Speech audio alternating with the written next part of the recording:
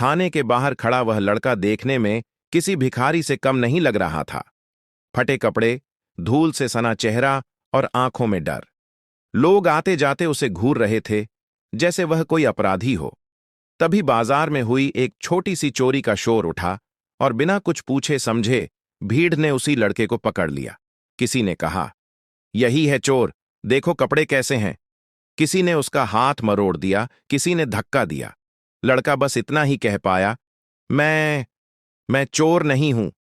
लेकिन उसकी आवाज भीड़ के शोर में दब गई। उसे घसीटते हुए थाने ले जाया गया। रास्ते भर वह रोता रहा, बार बार कहता रहा कि उसने कुछ नहीं किया, पर उसकी हालत ही उसके खिलाफ गवाही दे रही थी। थाने में मौजूद सिपाहियों ने भी बिना ज्यादा सवाल किए उसे कोने में खड़ा कर दिया। एक सिपाही ने ताने मारते हुए कहा, आजकल भिखारियों के भी हौसले बढ़ गए हैं। लड़का सिर झुकाए चुपचाप सब सुनता रहा। उसकी आंखों में गुस्सा नहीं, बस बेबसी थी। थोड़ी देर बाद एक आम आदमी थाने में दाखिल हुआ, जिसके चेहरे पर गुस्सा साफ दिख रहा था। उसने तेज आवाज में कहा, साहब, मेरे बेटे को चोर कहकर पकड़ लिया गया है।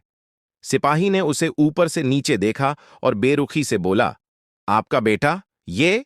मानो वह मान ही नहीं पा रहा था। उस आदमी ने लड़के की तरफ देखा, जो अभी भी डरा सहमा खड़ा था, और उसकी आंखें भर आईं। पूछताछ शुरू हुई। लड़के से नाम पूछा गया। उसने धीमी आवाज में अपना नाम बताया, फिर चुप हो गया। जब उससे घर और परिवार के बारे में पूछा गया तो वह कुछ पल चुप रहा, फिर बोला, मैं यहां किसी को नहीं जानता। यह सुनकर सिपाहियों को और यकीन हो गया कि वह झूठ बोल रहा है। एक सिपाही ने सख्त लहजे में कहा, सच बता, वरना अच्छा नहीं होगा। तभी उस आदमी ने जेब से एक पुरानी तस्वीर निकाली और थानेदार के सामने रख दी। तस्वीर में वही लड़का था, साफ कपड़ों में, स्कूल की वर्दी पहने, एक बड़े अधिकारी के साथ खड़ा।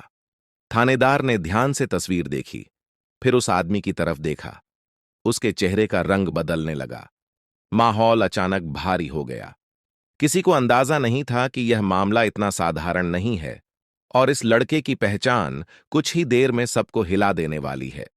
थानेदार ने तस्वीर को फिर से ध्यान से देखा। उसकी आंखें कुछ पल के लिए ठहर गईं, जैसे दिमाग में कोई पुरानी बात जुड़ रही हो। उसने धीरे से पूछा, ये फोटो कब की है? आदमी ने भारी आवाज में जवाब दिया, 3 साल पहले की, जब मेरा बेटा मेरे साथ पहली बार जिला कार्यालय आया था। यह सुनते ही थाने में खड़े सिपाही एक दूसरे की तरफ देखने लगे। माहौल बदल चुका था। थानेदार ने लड़के की तरफ देखा। वही लड़का, जिसे कुछ देर पहले भिखारी और चोर समझ लिया गया था, अब सीधा खड़ा था। उसकी आंखों में अब भी डर था, लेकिन कहीं न कहीं एक अजीब सा भरोसा भी झलक रहा था। आदमी ने आगे कहा, मैं जिले का डीएम हूं। कुछ समय पहले मेरे बेटे का अपहरण हो गया था। महीनों तलाश की, लेकिन कोई सुराग नहीं मिला। आज इसे यहां इस हाल में देखकर मेरी दुनिया ही उलट गई। यह सुनते ही थाने में सन्नाटा छा गया। सिपाहियों के चेहरे उतर गए।